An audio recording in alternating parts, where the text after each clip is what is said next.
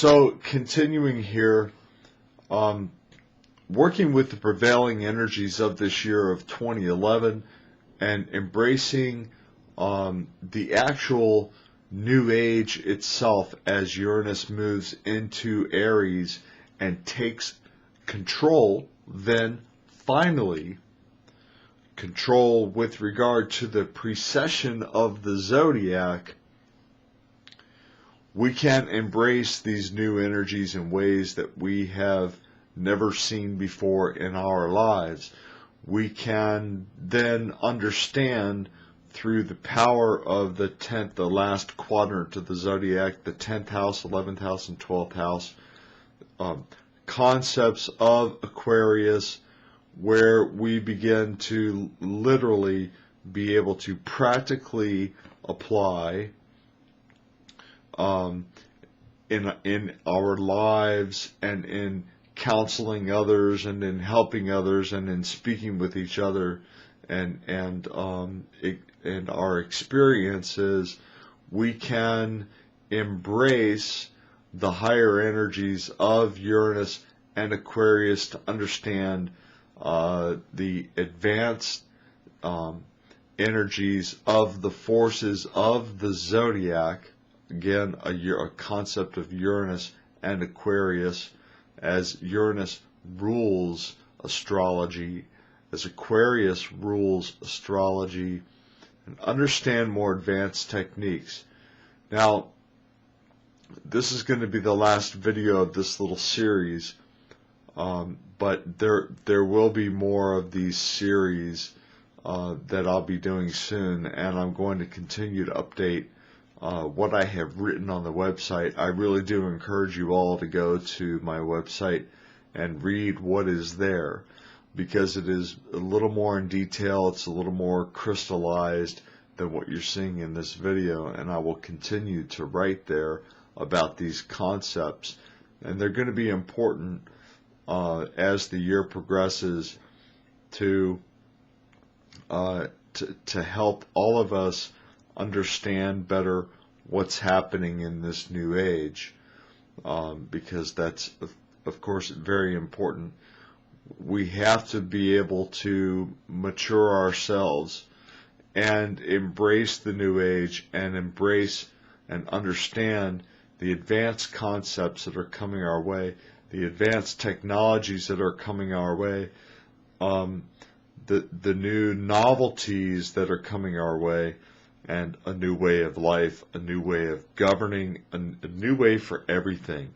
And again, you're seeing in the headlines every day, especially as we watch the Middle East transform like it has been doing since virtually the beginning of the year, but especially here in February.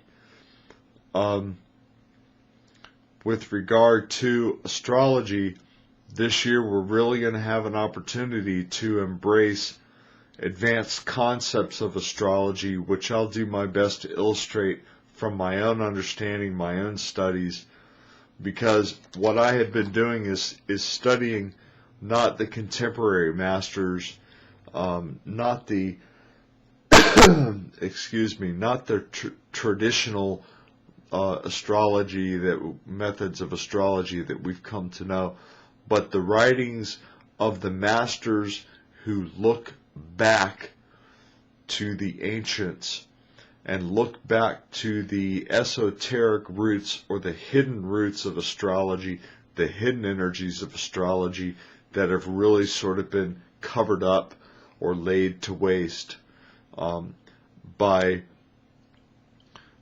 novelty, basically by astrology being used for novelty and horoscope and stuff like that. Okay, and these masters are people like Barbara Hand Clow. Man, pick up her stuff and read it.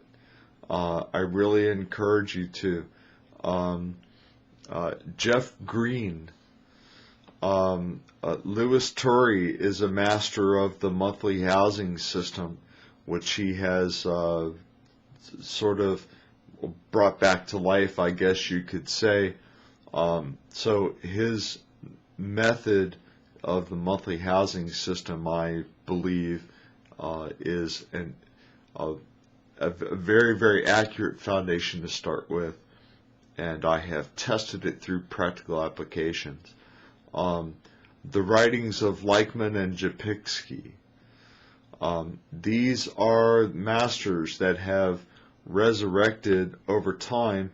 Alice Bailey, for instance, have resurrected the ancient energies, the ancient understandings of the energies and how they apply to divine wisdom and divine guidance, how they apply to, or how they express themselves through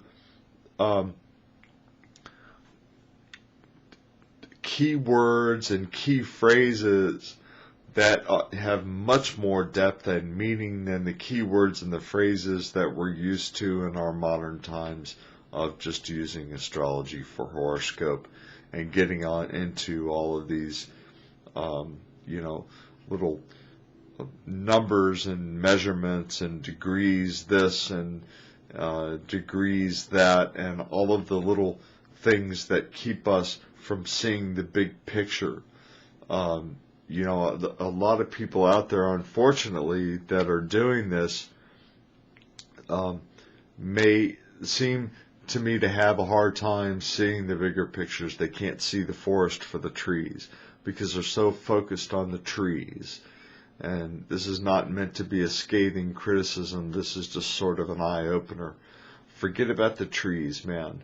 Look at the energies that show you the big picture, okay?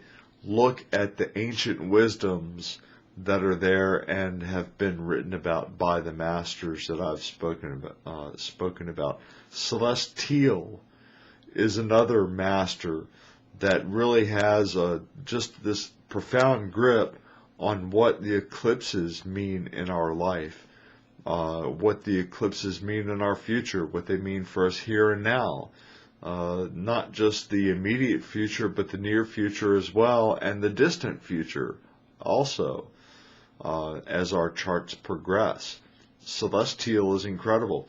Also, she has a really firm grasp on the energies of the dragon, the head and tail of the dragon, and she illustrates this in layman's terms very, very well. I give her huge props for that. Reading her material about the dragon has been very fascinating and eye-opening.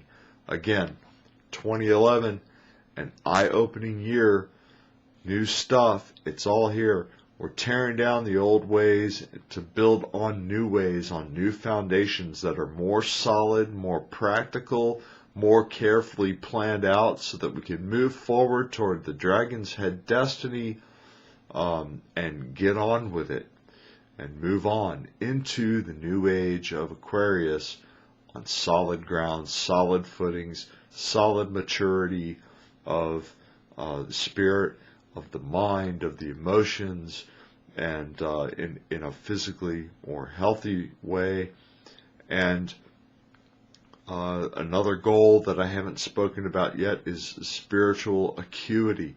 Lifting the veil, opening the eyes so that we can begin to adjust to this new light, this intense new light.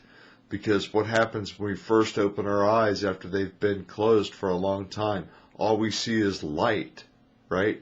We don't see anything else but light, just light.